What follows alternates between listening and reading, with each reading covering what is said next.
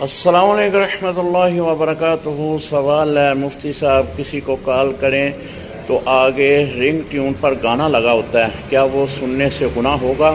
جی محترم، گناہ تو ہوگا، گانا تو ہر لحاظ میں حرام ہے۔